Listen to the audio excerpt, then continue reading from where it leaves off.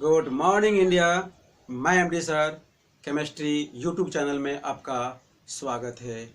आज हम लोग पीपीएम पढ़ेंगे। पीपीएम का फुल फॉर्म होता है पार्ट्स पर मिलियन। पीपीएम का इस्तेमाल हम लोग वहाँ करते हैं जहाँ पर विलेय का मात्रा कम ही नहीं बल्कि बहुत ही कम होता है, वहाँ पर हम लोग पीपीएम का इस्तेमाल करते हैं। जैसे अगर समुद्र में हमें ऑक्सीजन की मात्रा ज्ञात करनी हो तो वहाँ पर हम लोग पीपीएम का इस्तेमाल करते हैं। पीपीएम का फुल फॉर्म पार्ट्स पर मिलियन होता है, मतलब कि हर 10 लाख भागों में विलेय का भाग कितना है, ये जानने के लिए पीपीएम का इस्तेमाल किया जाता है। जैसे पार्ट्स पर 100 यानी हर 100 भागों में विलेय या विलायक की मात्रा कितनी है, जैसे कि हम लोग प्रतिशत में इस्तेमाल करते हैं, उसी प्रकार पीपीएम है, यानी हर 10 लाख भागों में विलेय की मात्रा कितनी है, ये ज्ञात करने के लिए हम लोग पीपीएम का इस्तेमाल करते हैं। तो फिलहाल देखते हैं कि पीपीएम क्या होता है, तो चलिए देखते हैं।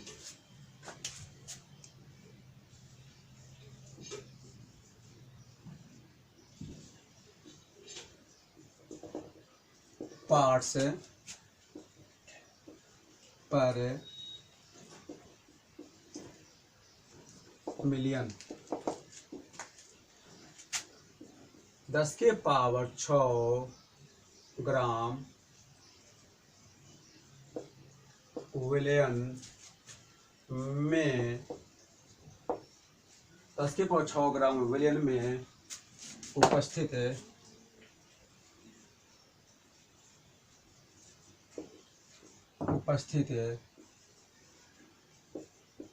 विलेय के द्रव्यमान को पीपीएम कहते हैं। तो क्या हम लोग देखें कि 10 के पावर 6 ग्राम विलयन में उपस्थित विलेय के द्रव्यमान को पीपीएम कहते हैं, अर्थात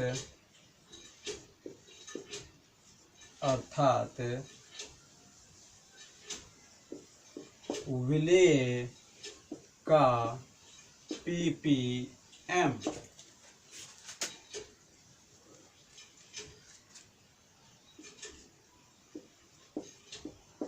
विलेय का द्रव्यमान गुणा 10 के पावर 6 बटा विलयन का द्रव्यमान। तो इसका ये परिभाषा हुआ, इनको आप लोग नोट कर लें।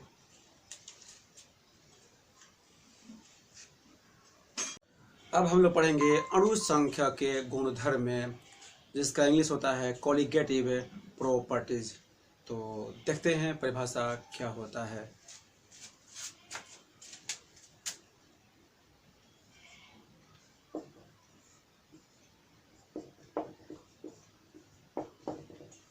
अणु संख्या के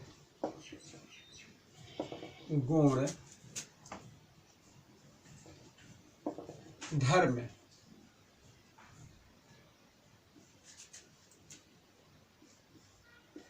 कॉलिगेटिव है,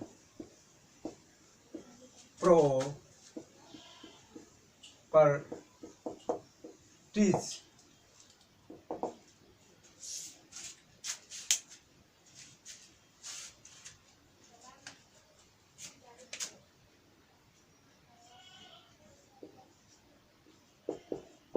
विलयन के वे गुण जो विलेय के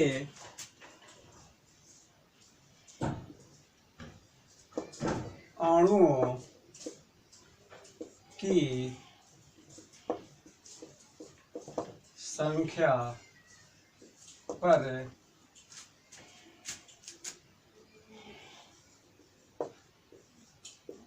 निर्भर करती है उन्हें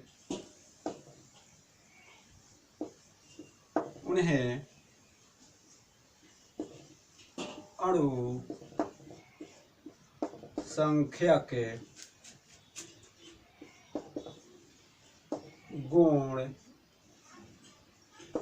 गुणधर्म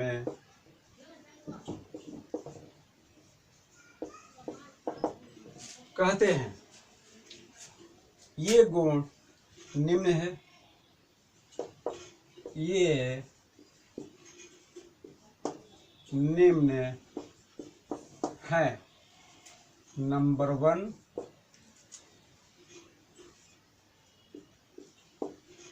वाष्प दाब में अपेक्षिक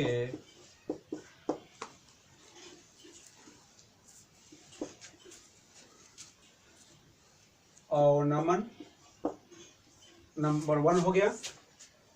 नंबर 2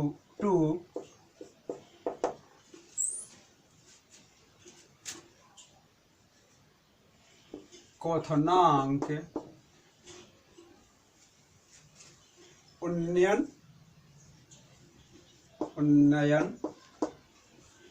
नंबर 3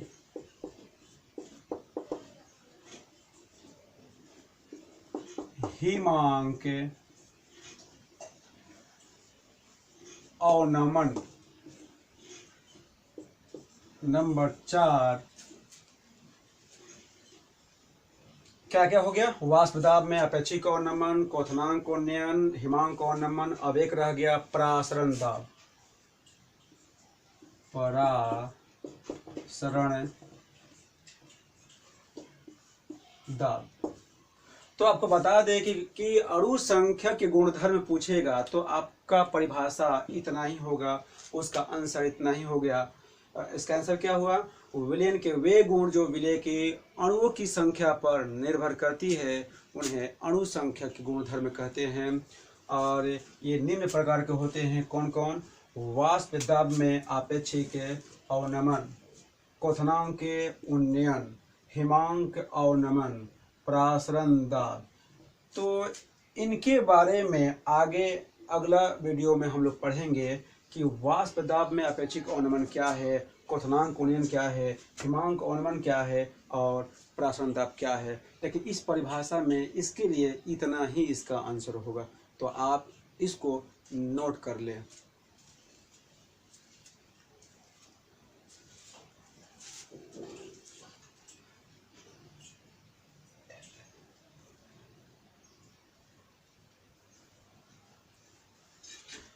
अब अगला टॉपिक है वाष्प दाब, वेपर प्रेशर। तो हम लोग जानेंगे कि वेपर प्रेशर क्या है, वाष्प दाब क्या है।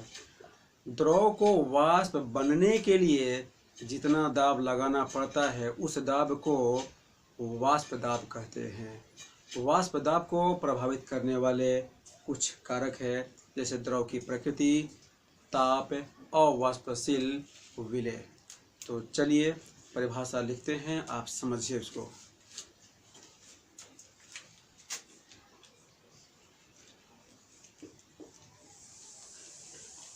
वेपर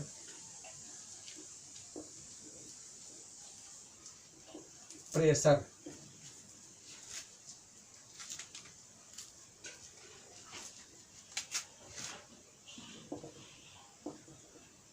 वाष्प दाब। तो हम अभी क्या बताए हैं कि द्रव को वाष्प बनने के लिए, किसको? द्रव को। अब मेरा अगला टॉपिक है वाष्प दाब, जिसको इंग्लिश में कहते हैं वेपर प्रेशर। तो देखिए,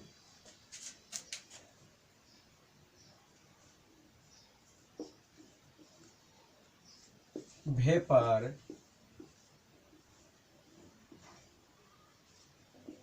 प्रेशर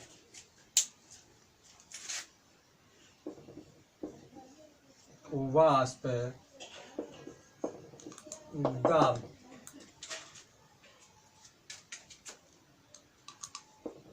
द्रव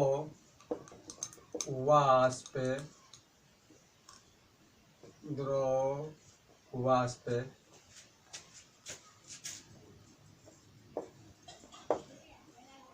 बनने के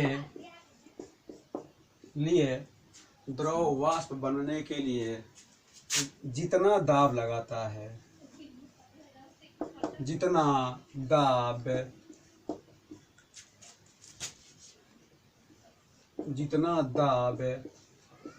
लगाता है उस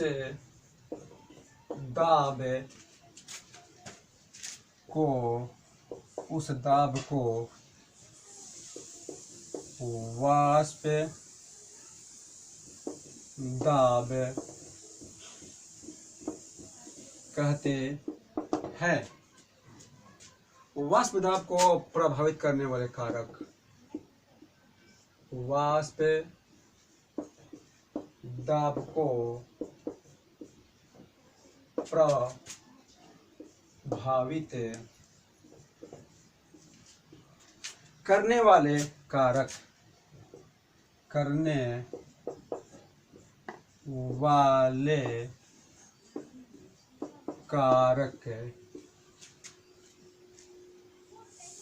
नंबर 1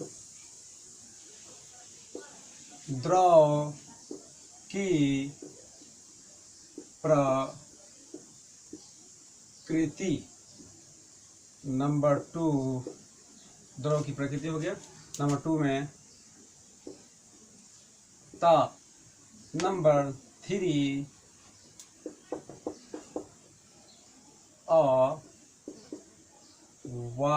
अवाष्पशील विलेय। तो इसको आप लोग नोट कर लीजिए।